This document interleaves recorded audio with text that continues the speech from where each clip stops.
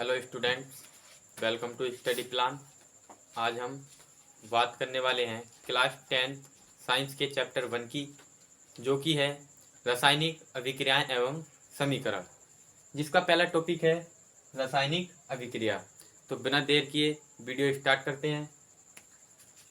तो हमें सबसे पहले रासायनिक अभिक्रिया के बारे में जानना होगा। आखिर रासायनिक अभिक्रिया क्या होती है?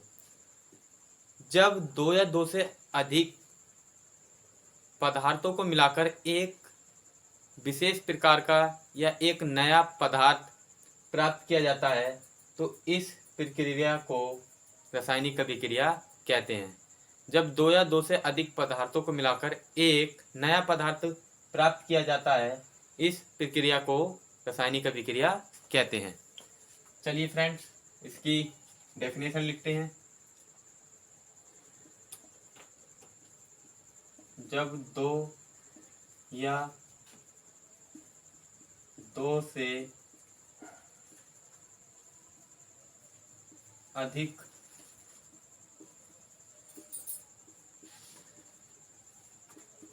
पदार्थों को मिलाकर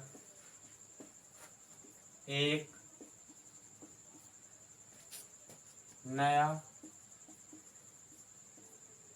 पदार्थ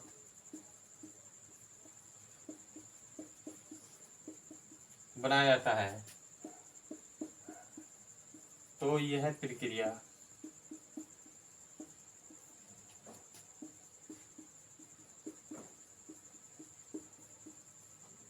रासायनिक अभिक्रिया कहलाती है।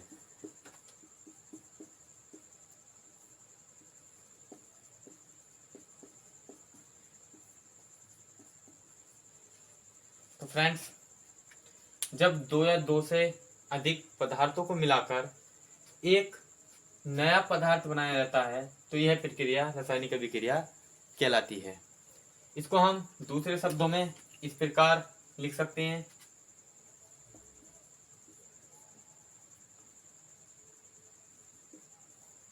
जब दो या दो से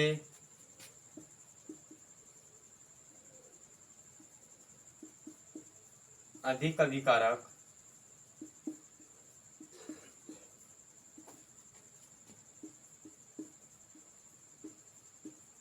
मिलकर एक उत्पाद बनाते हैं, तो इसे रासायनिक अभिक्रिया कहते हैं। दूसरे शब्दों में, जब दो या दो से अधिक अभिकारक मिलकर एक उत्पाद बनाते हैं, तो इसे रासायनिक अभिक्रिया कहते हैं। इसको हम एग्जाम्पल की सहायता से समझेंगे। यहाँ एक पदार्थ हाइड्रोजन प्लस एक पदार्थ ऑक्सीजन है।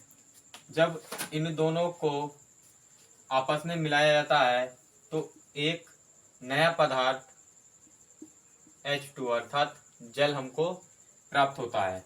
इसकी हमें बैलेंसिंग करनी होती है। इधर हाइड्रोजन की परमाणु संख्या 2 है, इधर हाइड्रोजन के परमाणु 2 हैं, ऑक्सीजन परमाणु 2 हैं, इधर 1 है।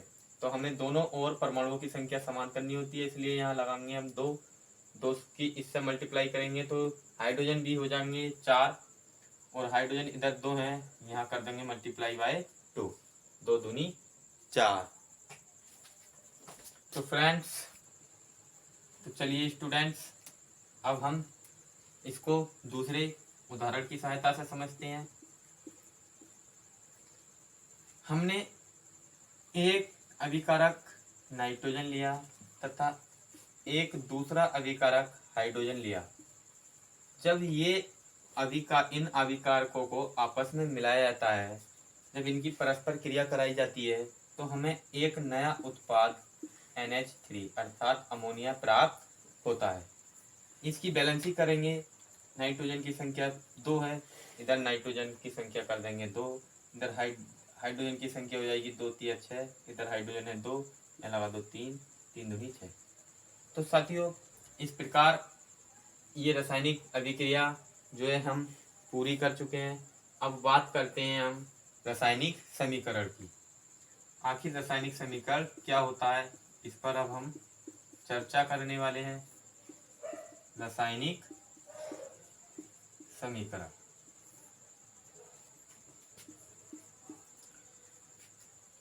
जब हम रासायनिक अभिक्रिया को इसके प्रतीकों द्वारा, जब हम रासायनिक अभिक्रिया को पदार्थों को इसके प्रतीकों द्वारा प्रदर्शित कर देते हैं, तो इस प्रकार जो हमको समीकरण प्राप्त होता है उसको ही रासायनिक समीकरण कहते हैं। तो चलिए फ्रेंड इसकी हम डेफिनेशन लिखते हैं। जब रासायनिक अभिक्रिया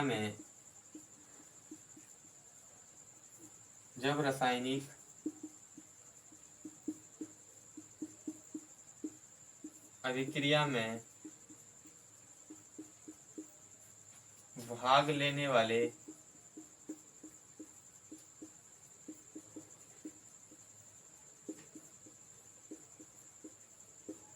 अभिकारकों व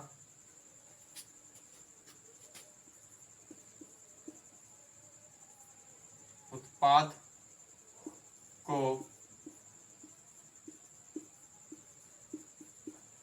प्रतीकों द्वारा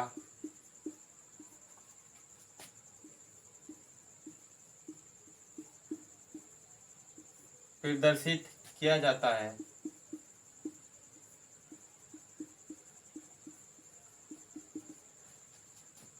तो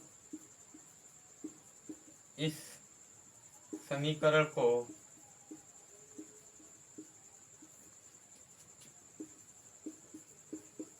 रासायनिक समीकरण कहते हैं।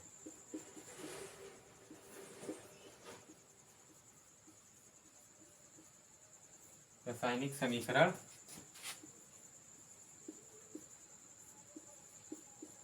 कहते हैं।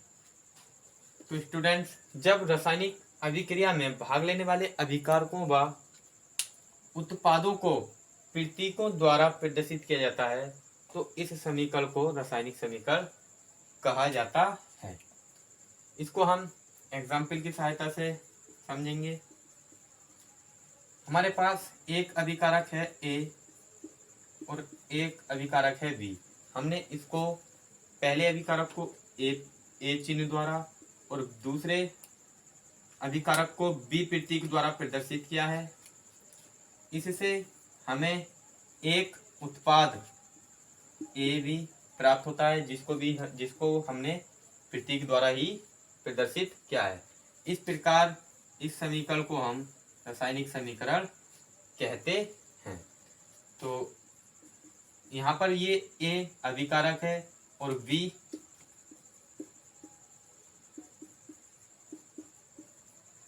A और B यहाँ पर क्या है, अभिकारक हैं। A और B अभिकारक और AB उत्पाद है, जिनको हमने प्रतीकों द्वारा प्रदर्शित किया है।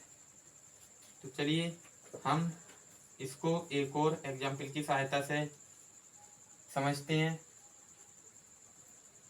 हमने एक अभिकारक लिया हाइड्रोजन और एक अभिकारक लिया O2। हमने एक अभिकारक लिया हाइड्रोजन और दूसरा अभिकारक O2। इससे मिलकर हमको प्राप्त हुआ एक उत्पाद जल। प्राप्त हुआ जल।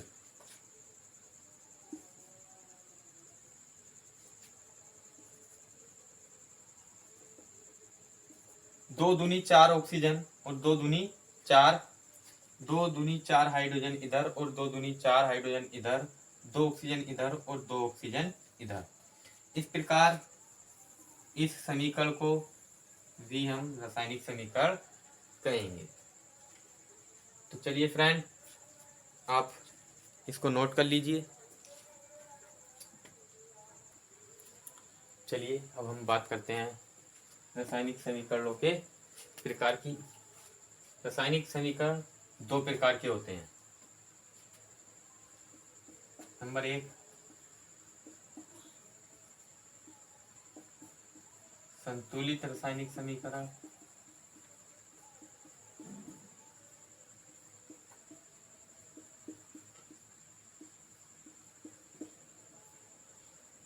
नंबर 2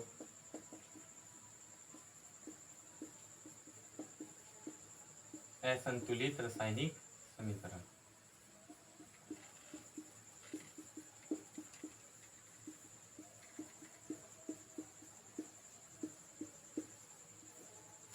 रासायनिक समीकरण दो प्रकार के होते हैं। नंबर 1 संतुलित रासायनिक समीकरण, नंबर 2 असंतुलित रासायनिक समीकरण। तो चलिए अब हम बात करते हैं संतुलित रासायनिक समीकरण की।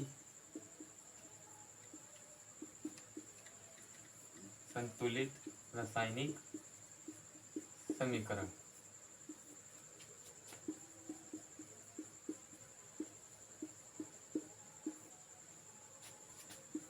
जब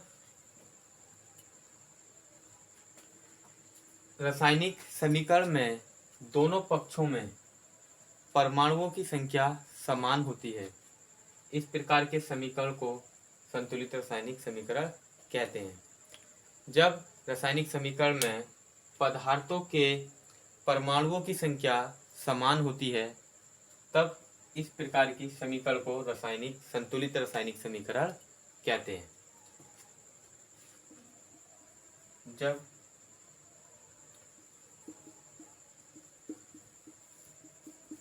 अभिक्रिया में भाग लेने वाले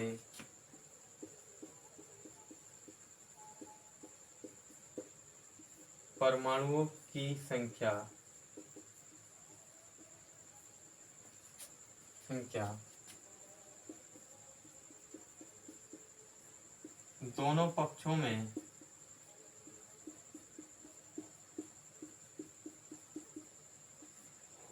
दोनों पक्षों में समान होती है, तो यह संतुलित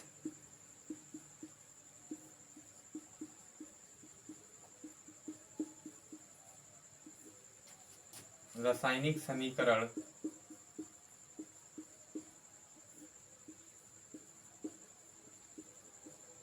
कहलाता है। संतुलित रासायनिक समीकरण जब अभिक्रिया में भाग लेने वाले परमाणुओं की संख्या दोनों पक्षों में समान होती है, तो यह संतुलित रासायनिक समीकरण कहलाता है। इसके लिए एग्जाम्पल को देखते हैं। हमने एक परमाणु लिया, एक पदार्थ लिया नाइट्रोजन और एक लिया हाइड्रोजन। जब हमने इसकी क्रिया परस्पर कराई तो हमको प्राप्त हुई NH3 अमोनिया। अब यहाँ नाइट्रोजन के परमाणु 2 हैं और इधर नाइट्रोजन के परमाणु की संख्या 1 है, इसलिए हमें दोनों पक्षों में नाइट्रोजन के परमाणुओं की संख्या को समान करना होगा। यहाँ नाइट्रोजन के परमाणु 2 हैं, तो यहाँ पर हमें 2 से मल्टीप्लाई करना होगा।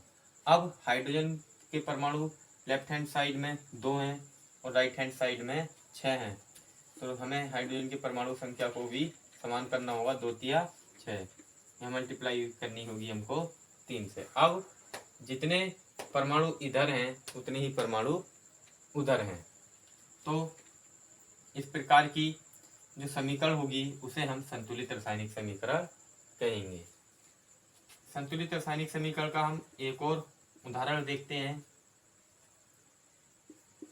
KClO3। जब हम KClO3 का अपघटन करते हैं तो हमें KCl प्लस O2 प्राप्त होता है। जब हम KClO3 का अपघटन करते हैं तो पोटेशियम क्लोराइड और ऑक्सीजन प्राप्त होता है। यहाँ पोटेशियम की संख्या 1 है, पोटेशियम की संख्या 1 है, क्लोरीन की संख्या 1, क्लोरीन की संख्या 1, लेकिन ऑक्सीजन इधर 2 है, इधर 3 है। तो हमें दोनों तरफ ऑक्सीजन की संख्या को समान करना होगा। तो चलिए समीकरण को संतुलित करते हैं। इधर ऑक्सीजन 2, इधर 3 है, तो हमें सबसे पहले इस तरफ ऑक्सीजन की संख्या 2 लगाएंगे, तो 2 दूनी 4। अब इधर जो ऑक्सीजन की संख्या है वो 3 है, तो हमें यहाँ पर लगाना होगा 2। अब इधर ऑक्सीजन की संख्या 2 तिया 6 हो गई है, और इधर ऑक्सीजन की संख्या 4 है, तो हमें यहाँ 3 से जो है मल्टीप्लाई करनी होगी। अब इधर भी ऑक्सीजन की संख्या 6 और इधर भी ऑक्सीजन की संख्या 6। अब यहाँ पोटेशियम की संख्या 2 है और यहाँ पोटेशियम की संख्या 1 है, तो हमें यहाँ पर भी पोटेशियम की संख्या 2 करनी होगी। अब सभी की जो बैलेंसी है वो पूरी हो चुकी है। पोटेशियम 2, पोटेशियम 2, क्लोरीन 1 और क्लोरीन 2 और इधर भी क्लोरीन 2, इधर ऑक्सीजन 2 तिया 6 और इधर ऑक्सीजन 3 दूनी 6।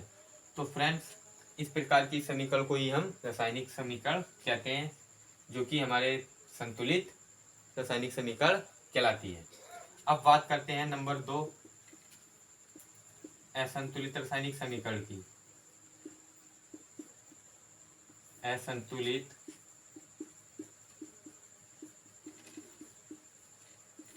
रासायनिक समीकरण की। जब अभिक्रिया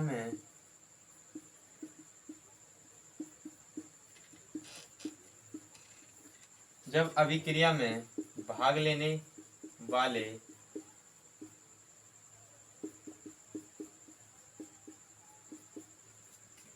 परमाणुओं की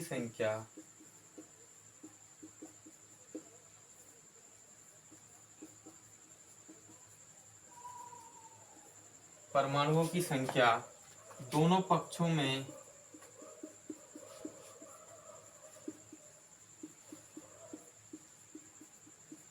समान ना हो,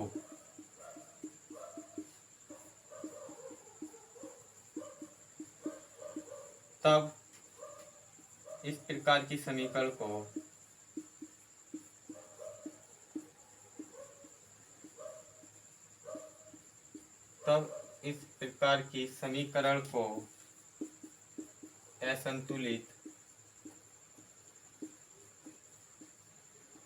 असंतुलित रासायनिक समीकरण कहते हैं। असंतुलित रासायनिक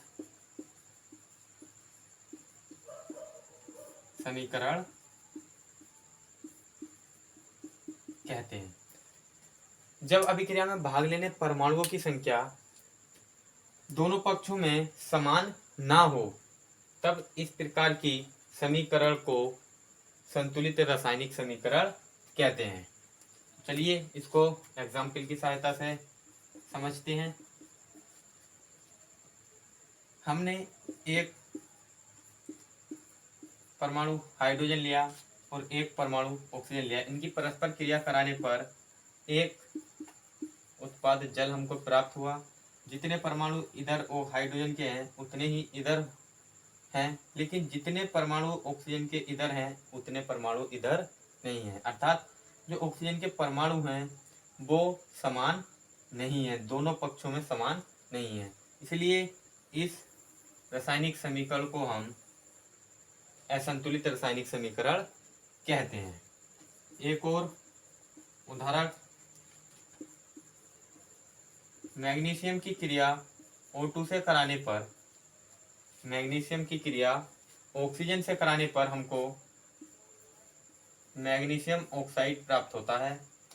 इस प्रकार से जिधर ऑक्सीजन की परमाणुओं की संख्या 2 है, इधर 1 है, तो यह भी एक असंतुलित रासायनिक समीकरण है। तो चलिए इसका स्क्रीनशॉट आप ले सकते हैं।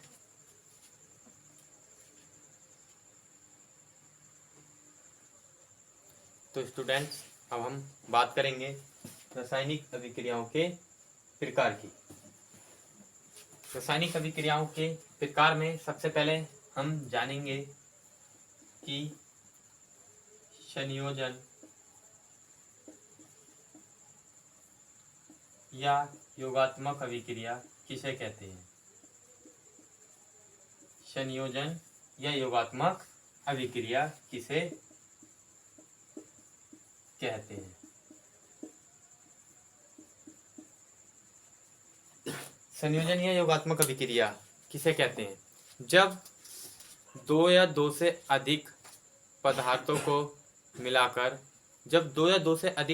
को मिलाकर एक नया पदार्थ, केवल एक ही नया पदार्थ बनाया जाए, तब इस अभिक्रिया को संयोजन या योगात्मक अभिक्रिया कहते हैं। तो चलिए इसको हम परिभाषित करते हैं। जब दो या दो से अधिक पदार्थों या परमाणुओं को मिलाकर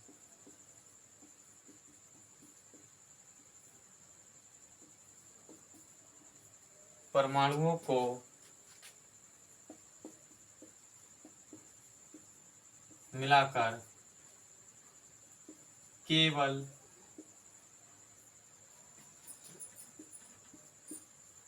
एक ही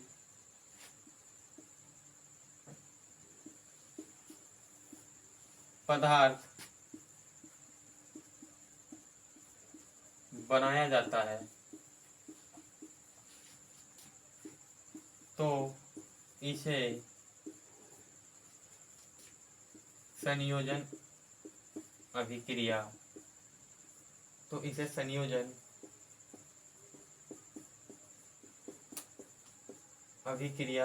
या योगात्मक अभिक्रिया कहते हैं। योगात्मक अभिक्रिया कहते हैं। यह एक अनुत्क्रमणीय अभिक्रिया होती है। यह एक अनुत्क्रमणीय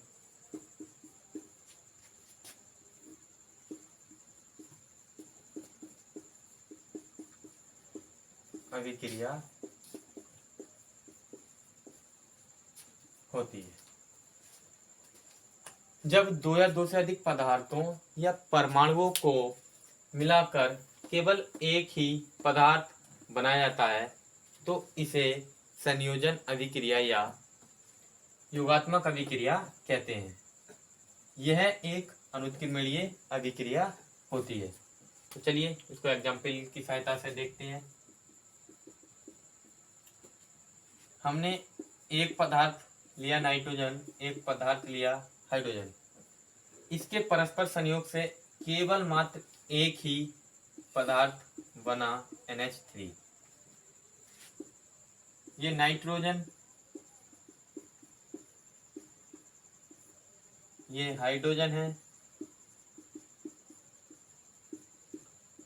और इन दोनों पदार्थों के संयोग से एक नया पदार्थ NH3 अमोनिया हमको प्राप्त होता है। इधर नाइट्रोजन परमाणुओं की संख्या 2 है, इधर नाइट्रोजन परमाणु की संख्या 1 है, तो यहाँ पर हम गुणा कर देंगे 2 से, तो नाइट्रोजन परमाणुओं की संख्या इधर भी 2 और इधर भी 2। अब हाइड्रोजन परमाणुओं की संख्या इधर 2 है और इधर हाइड्रोजन परमाणुओं की संख्या 2 तिया 6 है, तो हम यहाँ पर 3 से कर देंगे गुणा। अब यह समीकरण संतुलित भी हो गई है और इस अभिक्रिया को हम संयोजन या योगात्मक अभिक्रिया कहते हैं। तो चलिए इसका एक और एग्जांपल हम देखते हैं। जब हम अमोनिया की क्रिया HCl से कराते हैं, जब हम अमोनिया की क्रिया हाइड्रोक्लोरिक अम्ल से कराते हैं, तब हमें NH NH4Cl, केवल मात्र एक ही पदार्थ, अन्य कोई दूसरा पदार्थ इसमें बनेगा ही नहीं, तब ही हम इसको संयोजन या योगात्मक अभिक्रिया कहेंगे। अमोनिया की क्रिया जब हम हाइड्रोक्लोरिक अम्ल से कराएंगे तो हमें केवल मात्र एक ही पदार्थ नौसादर अमोनियम क्लोराइड प्राप्त होता है। अमोनियम क्लोराइड, इसका दूसरा नाम, साधारण नाम नौसादर होता है। अब हम बात करने वाले हैं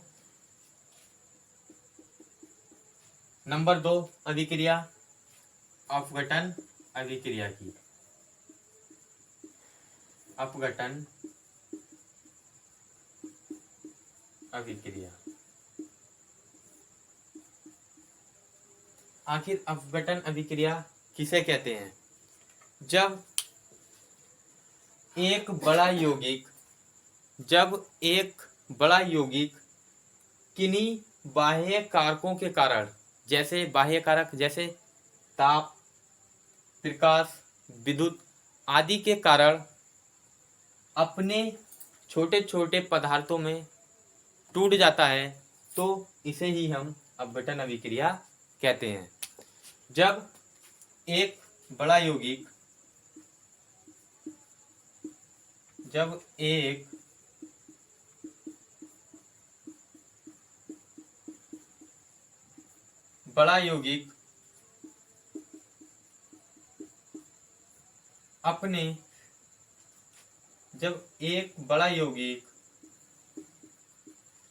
बाह्य कारकों के कारण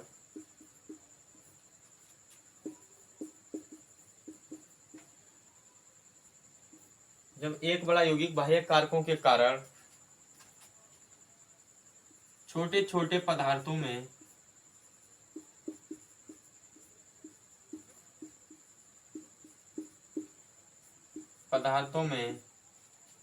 अपघटित हो जाता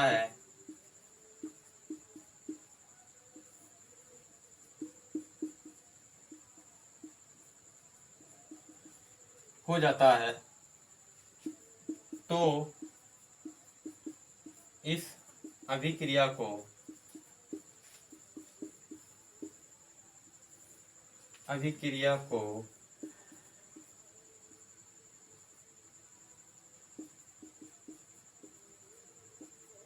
अपघटन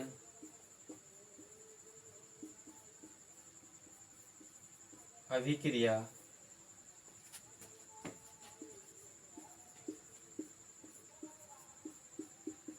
कहते हैं।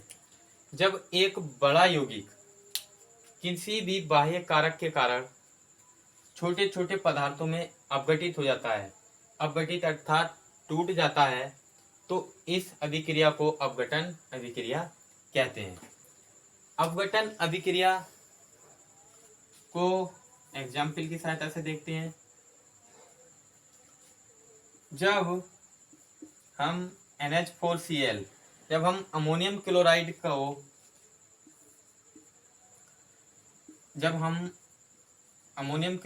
का अपघटन करते हैं तो हमें NH3 अमोनिया प्लस हाइड्रोक्लोरिक अम्ल प्राप्त होता है।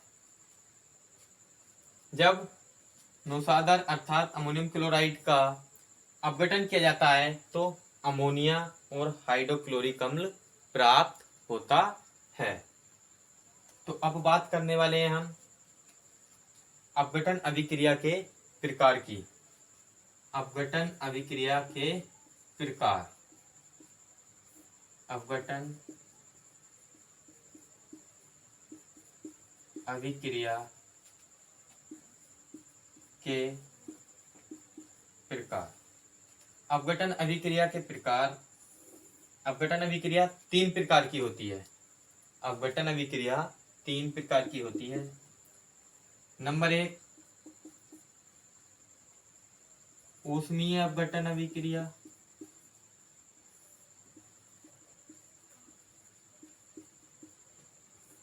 अपघटन अभिक्रिया नंबर 1 ऊष्मीय अपघटन क्रिया।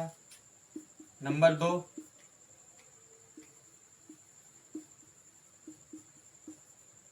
प्रकाशीय अपघटन अभिक्रिया।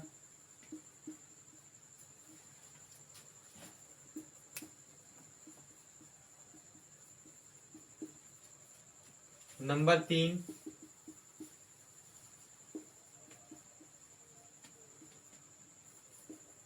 विद्युत अपघटन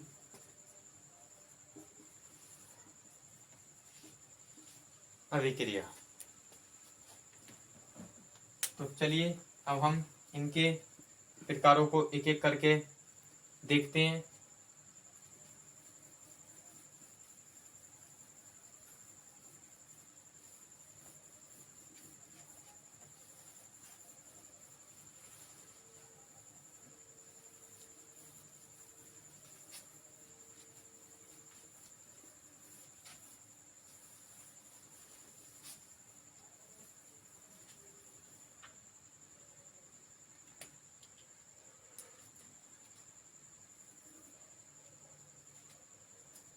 नंबर 1, अब हम बात करेंगे ऊष्मीय अपघटन अभिक्रिया की।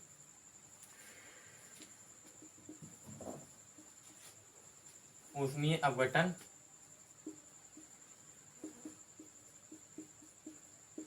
अभिक्रिया की। जब एक बड़ा यौगिक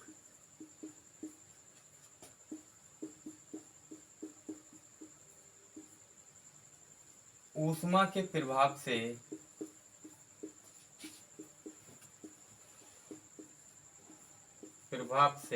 छोटे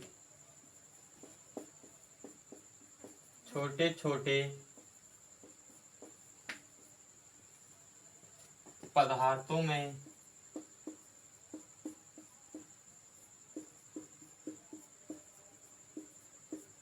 टूट जाता है तो इसे ऊष्मीय अपघटन अभिक्रिया कहते हैं।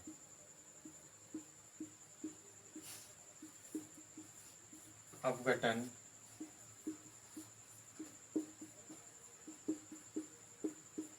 अभिक्रिया कहते हैं। जब एक बड़ा यौगिक ऊष्मा के प्रभाव से छोटे छोटे पदार्थों में टूट जाता है तो इसे ऊष्मीय अपघटन अभिक्रिया कहते हैं। तो चलिए इसको एग्जाम्पल की सहायता से देखते हैं।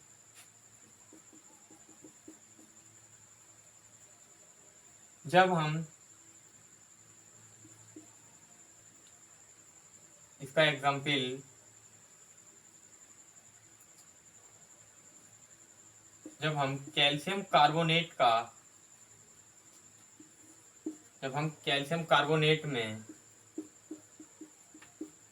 ऊष्मा प्रवाहित करते हैं तब यह calcium oxide plus CO2 carbon dioxide प्राप्त होता है। जब हम कैल्शियम कार्बोनेट का अपघटन करते हैं तो कैल्शियम ऑक्साइड और कार्बन डाइऑक्साइड प्राप्त होता है। इसकी बैलेंसिंग कर लेते हैं। इधर कैल्शियम 1, इधर कैल्शियम 1, इधर कार्बन 1, इधर कार्बन 1, इधर ऑक्सीजन 3, इधर 2 और 1 3। तो बैलेंसिंग पूरी है। चलिए अब बात करते हैं हम नंबर 2, प्रकाशीय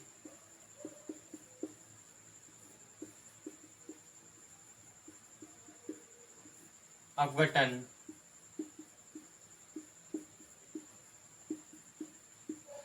अभिक्रिया की। प्रकाशीय अपघटन अभिक्रिया। जब एक बड़ा यौगिक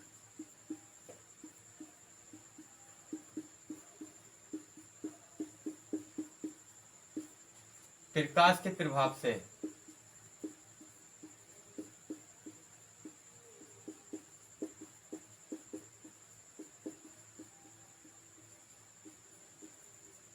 जब एक बड़ा यौगिक प्रकाश के प्रभाव से छोटे छोटे पदार्थों में अपघटित हो जाता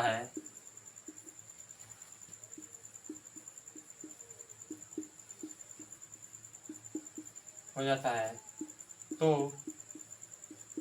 इसे ही प्रकाशीय अपघटन अभिक्रिया कहते हैं।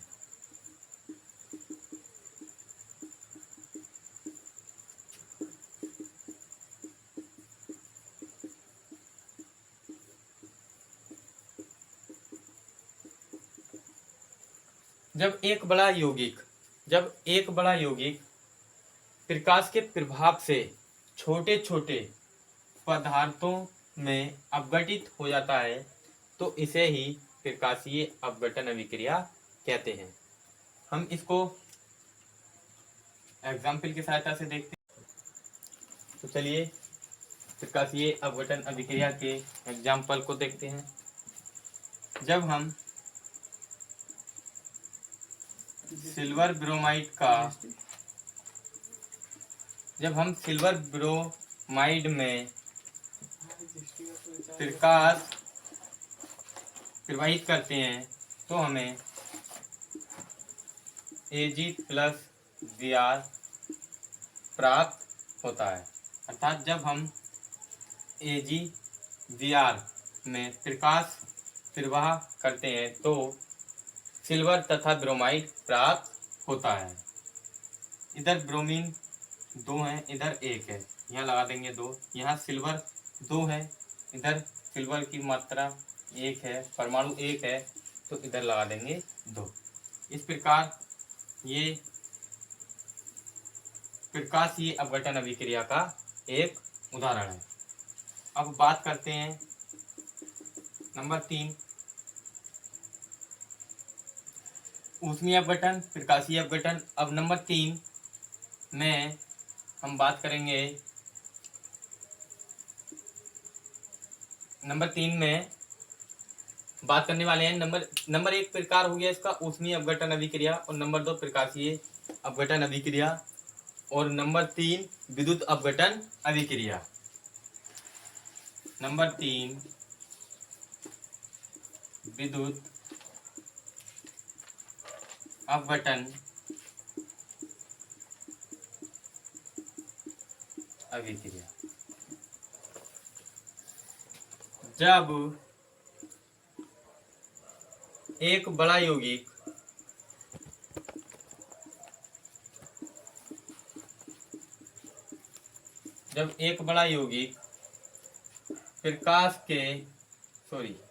विद्युत के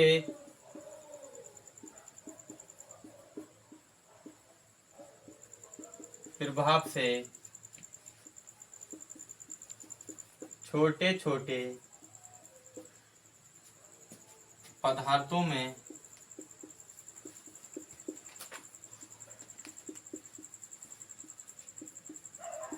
टूट जाता है तो इसे विद्युत अपघटन अभिक्रिया कहते हैं।